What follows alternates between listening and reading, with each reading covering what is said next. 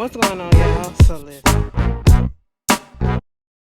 What's going on, y'all? Girl, the review late. Okay, I'm just gonna put it that way. I did post up that I just needed some time to rest or whatever. I've been in the bed all day, okay, because I did go to the doctor. I've been medicated. You know what I'm saying? I got some stuff on my back, but it's just been an off day. So I was up and I said, let me just go ahead and do this review so that I can get it out the way. But anyway, Love and Marriage Huntsville, season 3, episode 15, Wrecking Ball Wanda. Girl, this episode did not bother me until it got down to the end. The mamas got into it. Y'all know that was the only reason why I really wanted to look at this episode, truth be told. But we gonna get into it. Maurice and Kimmy, we see them pulling up to this land, right? And they're basically talking about what they're gonna build on here and all this stuff or whatever. Kimmy thinking like this supposed to be for their dream house and all this stuff. Girl, now, this is for some real estate ventures and that a set house or whatever that they can build on and, sell off to or whatever.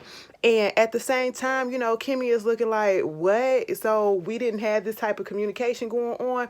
And that's the thing, as much as we can't stand Tiffany and Lewis, well, they're not bothering me at this moment that much because, since she done finally put that issue with Destiny to bed and things like she understands, she has not really been bothering me, okay? I'll give her that. But when we go back to some episodes ago, when they was all up in their business or whatever with that vaping situation and all that stuff, and they said something about the fact that, listen, communication is lacking on their parts, okay? Especially on Maurice, and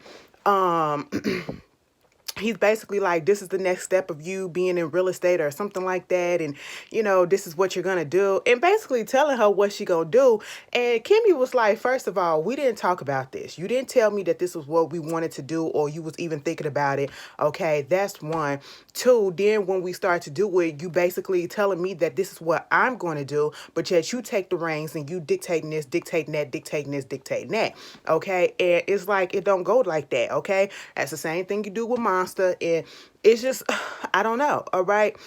That whole scene kind of bothered me for the simple fact that, Maurice comes off like he got everything together sometimes, and you realize how, much of a mess both the Scott's brothers are, okay? You got one that's controlling. Mind you, Maurice is the older one, okay? Maurice is older than Marcel, but the way that Marcel acts, you would think that Marcel was the oldest, okay? Because he's so old-fashioned. I don't know how it skipped Maurice and went down to Marcel, but he's so old-fashioned. So when I found out that Maurice was older, I said, wait a minute, what?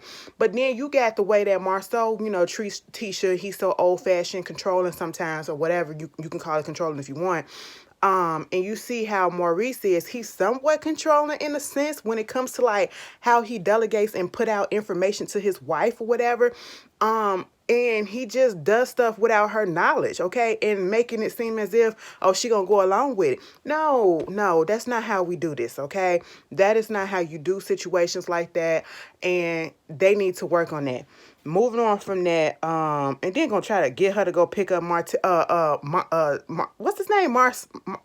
Bitch, Maurice Jr., okay? I was just like, no, that's what you're supposed to be doing right about now. But anyway, moving on from that, we get to Marcel and his mama.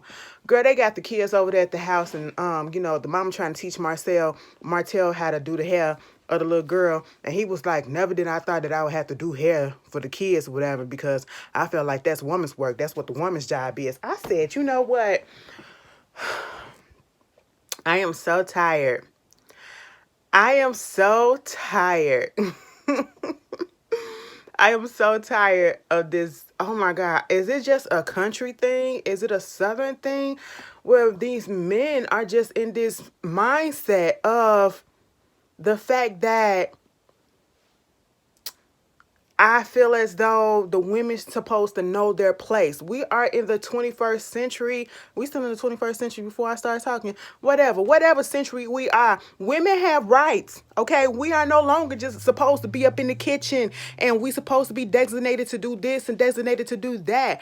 I don't understand, and I get it because you felt as though, your wife would be there and that's usually what women do. But in this day and age, baby, I sounded Baltimore on that do, okay? Dear bitch. bitch, dude. Let me stop playing. Two. Okay, let me stop. Let me stop. Somebody gonna say something. But anyway, I get it, but at the same time, it's just the fact that you let that come out your mouth, okay? Because usually in a relationship, when you have kids, especially when you have daughters, women do the hair, okay? Because they're more used to doing hair or whatever. But the way that Martell put it out there, it was almost as if like, no, that's women's work, okay? Only the women's supposed to do that. Nigga, you a single father now, so get to going, okay? And so, he talking about that.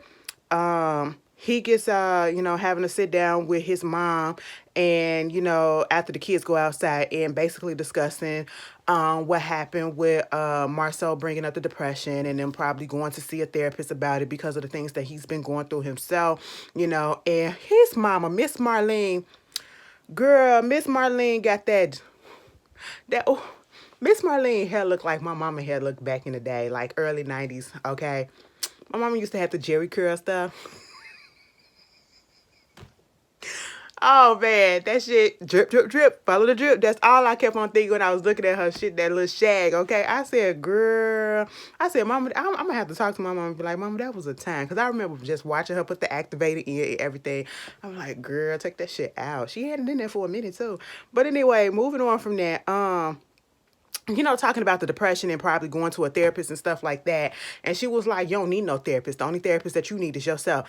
See, that is why the Black community is in the state that we are in. You know what I'm saying? Like, therapy and stuff like that is just like a taboo situation. And you do have older people because they're from a different generation, and they do feel the exact same thing like she feel. You don't need no therapist. If you go to church and all this stuff, you'll be good, okay? You can't pray the depression away. It's not always just gonna go away like that. People been praying and praying and praying and praying, and they're still in the same state. But sometimes it's good to just go talk to somebody. You can have it in conjunction. That's great. That is great, okay? You can have multiple tools working with each other. We have to get out of that mind frame of not going to therapy. But she was like, you always been a good man. You always been a good man. You was out there working and doing all this stuff. You was out there working and doing all what you can for the household. Like, even when you had when Mel had the second baby or whatever, and she was always just sitting around doing nothing, and then telling you, Martell, go do this, go do that. I never like that. Yeah, Mama, I know you told me or whatever. I remember. And I just can't stand, because listen, the mamas on this show, they the type of people that'll talk shit to your face. Well, no, talk behind your back, but then say another, be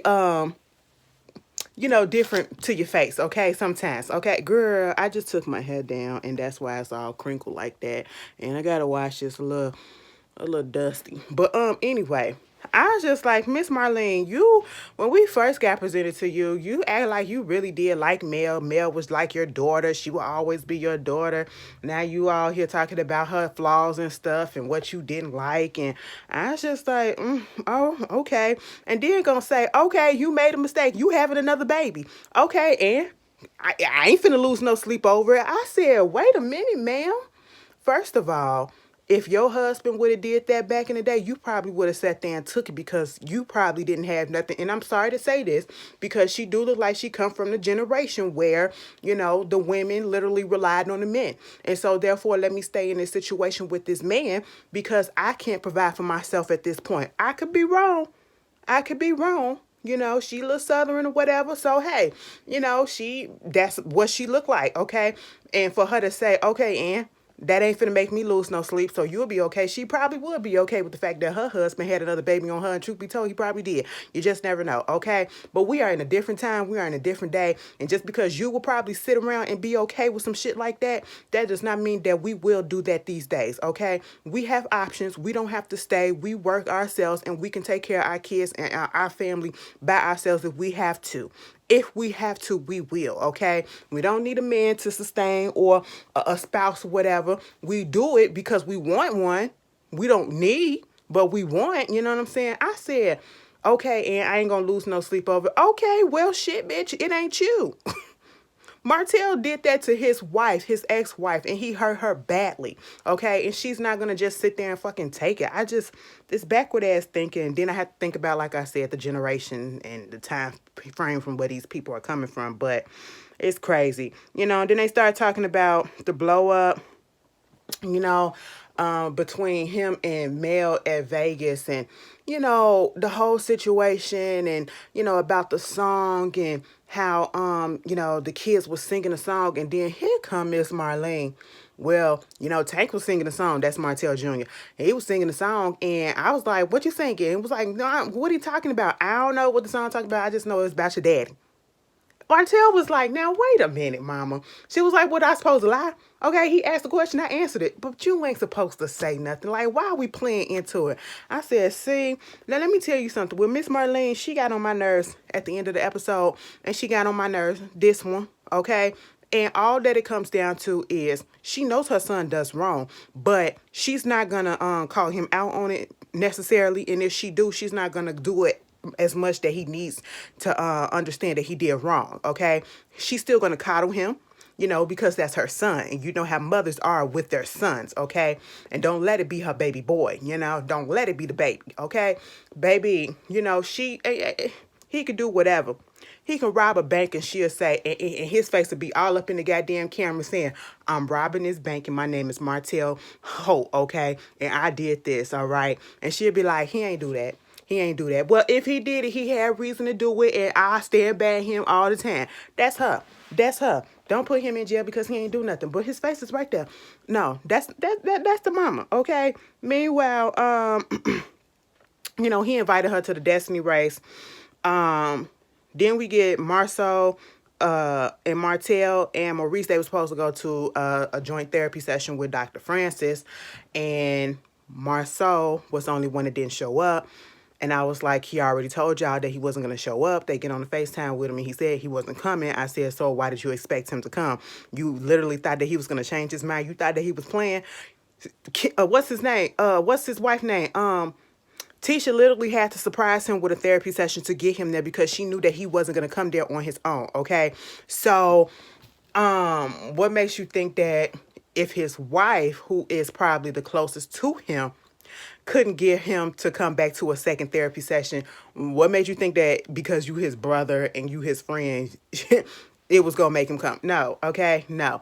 And so, of course, Marceau had his words about Dr. Francis. He doesn't like Dr. Francis because Dr. Francis seems to agree more so with his wife or women or men who think like women. You just don't like people to tell you what it is, okay? You don't like when anybody, especially a woman, to be right, but you don't like when anybody calls you out on your mess and tell you what you need to do, okay? And point out your flaws. That's what your problem is, Marcel, okay? But moving on from that, Maurice is just talking to Dr. Francis about how he may be stressed, and he is stressed, and them bringing up this whole discussion of depression, he's trying to figure out whether or not he is depressed. Okay, because you can't feel like certain things and then automatically say I'm depressed, and that's not necessarily what it is. You know what I'm saying? So he's trying to figure things out and talking about how because he's an entrepreneur and he's been an entrepreneur since he's 18. Okay, he's been under a lot of stress since then. He see his other friends, they do their jobs, they do their businesses, and then they take off and do vacations. But he's like, I never really take a vacation. And, he tries to escape from his stuff. And then the doctor was like, see, that's the key word. You try to escape instead of trying to fix. Okay. It's like you're running away from things instead of trying to fix them. And, talking about the fact that he has 2 wives, okay? You bringing your work home and you're neglecting your wife, okay? Talking about the miscommunications that they have. And Dr. Francis was like, you basically have 2 wives. And at this point, your work is winning. And you're the one that's making the competition, okay? You have to be present for both. And basically, you have to prioritize your time, okay? Truth be told, I could have gave them all of this information, baby. They could have found this on YouTube for free. But like Marcel said, that's why you making the big bucks, okay? I said, baby, let me go to get a degree in psychology. I want to tell some people about themselves. No, let me stop. But seriously, he told him right. You literally, because the way that Maurice asked when it comes to certain things, when it comes to business or whatever, we seen it. That takes priority. He doesn't tell Kimmy a lot of things. She has to find out secondhand and expect him, she's supposed to go along with him. You know what I'm saying? Just go along with it. And like he said, you need to learn how to figure that out before you can't keep on putting your work over your wife, because you're going to lose your wife, okay? Because Kimmy going to wisen up one day and be like, F this. I see why Kaya will left, okay? That's what she going to do, you know? Meanwhile, with Marcel, you know, he was asking, Marcel was like, you know, he's been through a lot. He's had a lot of loss in this past year or so. It's hurt him, you know, he's hurt. And basically saying that, you know, you have to change your view of yourself, okay, before you can change the world around you and your reality. And, you know, shit like that.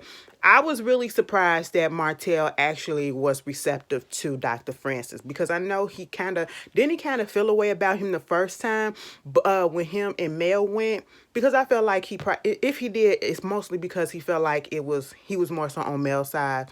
I get it, but you was fucking up the worst at this point, okay? You was the one fucking up the most, but, you know, he was more receptive, and I feel like both Maurice and Marcel were more easygoing because they was there with themselves, with each other, I should say, you know, easy about it. But, you know, he was cool with it. Meanwhile, we get into the Destiny race, okay?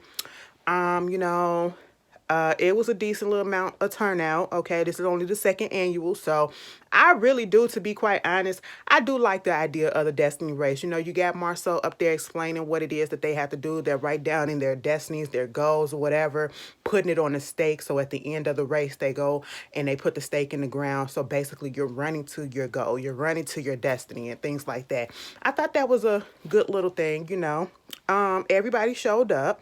Of course, Marcel comes a little bit later, practically when the race is almost over with, because his mama didn't really want to come, okay? So he had to convince her to come. You know, so after everybody get there and they run their race, we find out Mel and Tiffany, girl, y'all cheated. Tiffany, I don't care how you want to say, y'all work smarter, not harder. You know what I'm saying? Baby, y'all did some shit that I probably would have did. Okay, y'all got a rag. Y'all got a rag, or y'all found a shortcut through the field. Okay, that's what y'all did. Baby, ain't no shame in that, all right? Baby, I would have did the same damn thing, because these legs ain't meant for that right about now, okay? Baby, so Destiny and Tisha was on the run. Baby, I thought Destiny was going to win that. Tisha came out of nowhere and them little thighs just kept on running. I said, oh, okay, Tisha, I see you do. You know, she did what she had to do. So everybody comes circle around. You know, we got the mamas and everything. I said, damn, Tisha, you left your mama back there in the dust. Okay, Miss Wanda, I realized that she was back there running. Okay, I said, damn, you weren't going to run side by side with your mama. You tired of her too, huh? We all are. Meanwhile, you know, everybody gets together. And then Tiffany, she says basically she want to thank everybody for coming to their anniversary celebration. But, you know, she was talking to Marcel like, I don't understand. Marcel and Mel, I don't know if it was just Marcel, but he was basically the main one that she was talking to about how come they always have to argue every time they go somewhere. And, you know, Destiny was like, yeah, make it the Marcel show. Okay, now see, this is the part where I can't. Destiny, I just want Destiny to be quiet and stop interjecting, okay? Because Tiffany was talking to Marcel. Marcel and Mel was the only ones that should have opened up their mouths and said something. But Destiny made a good point, okay? Destiny said, and this is what everybody's been saying, he makes it the Marcel show. And she called him out on being passive-aggressive with Melody. You always bringing up stuff, and you try to comfort her, and you do stuff that you know she's going to come back at you, okay? I ain't gonna let no woman talk to me. And she was. I was like, nah, that would have pissed me off too, okay?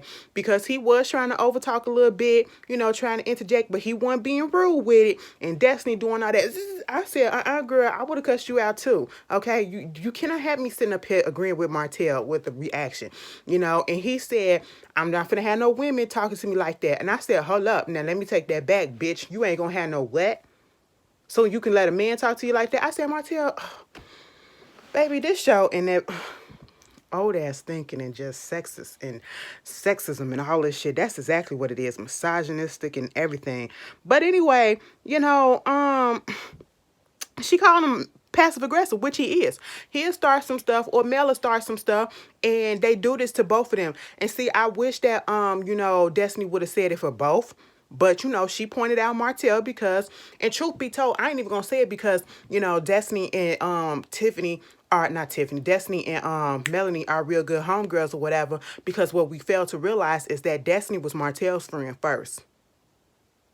And then she became Mel's friend, which makes me think about all the stuff that's been going on this past season, and it makes a lot more sense right about now. But anyway, so she basically, and as a friend, you're supposed to be able to call your friends out, and that's what she did, And here comes Miss Merlin.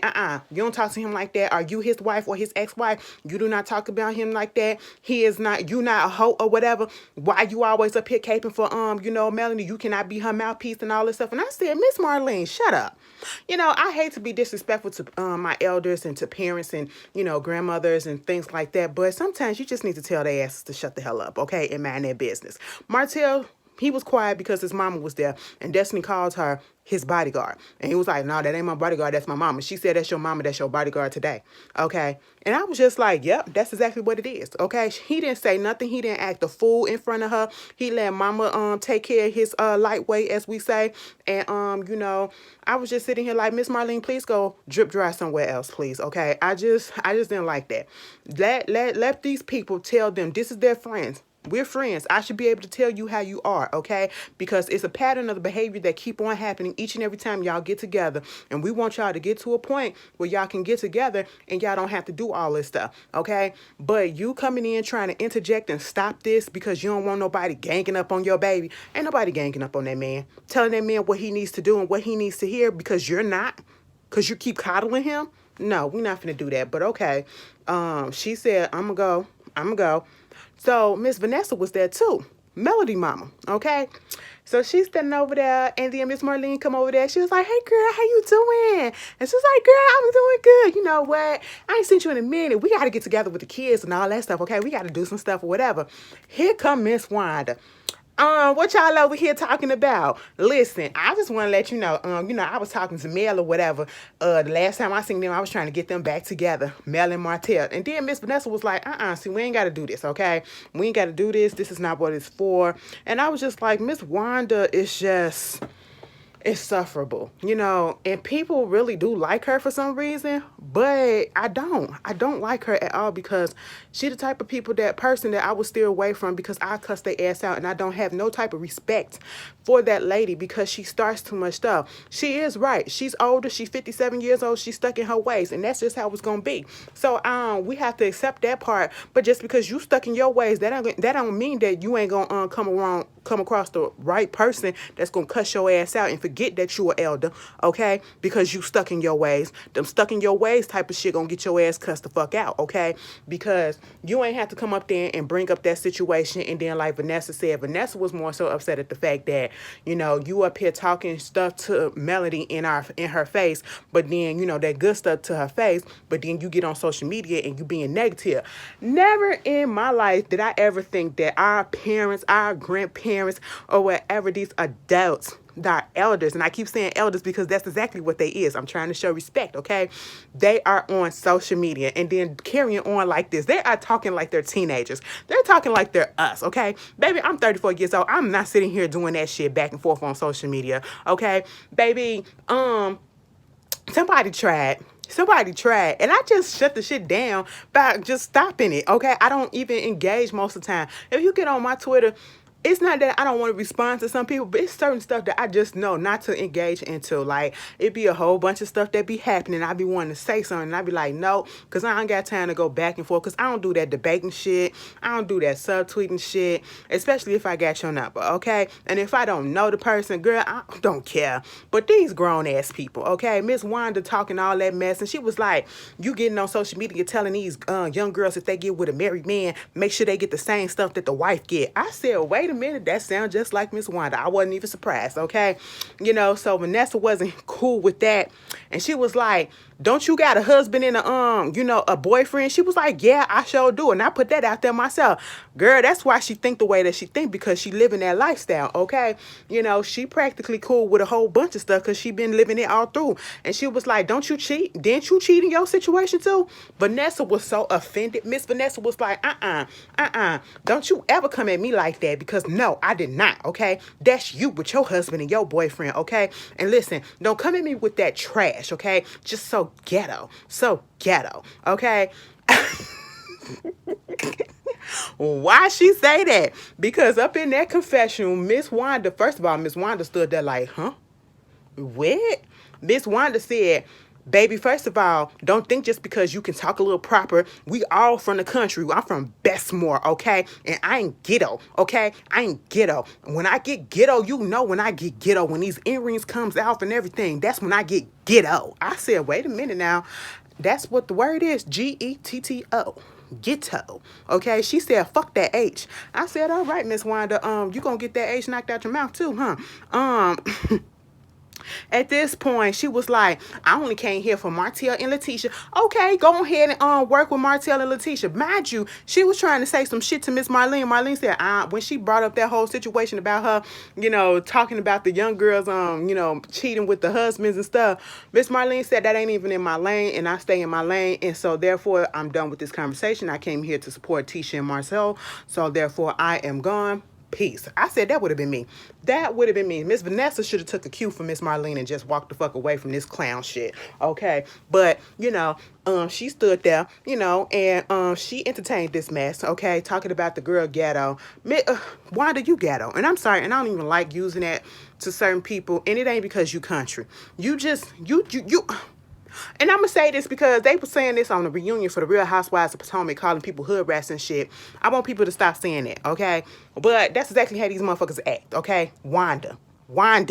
Only. She's the only one, okay? Her hood rat ass thinking that she has. And I sound a little contradictory because I said I want people to stop using that word, but bitch, sometimes that's just all that you can think of without going gutter to describe a person. That's how she is. Because not all country folks are like this, okay? Let's be clear. So I don't want to lump them into that whole situation and disrespect them in that way.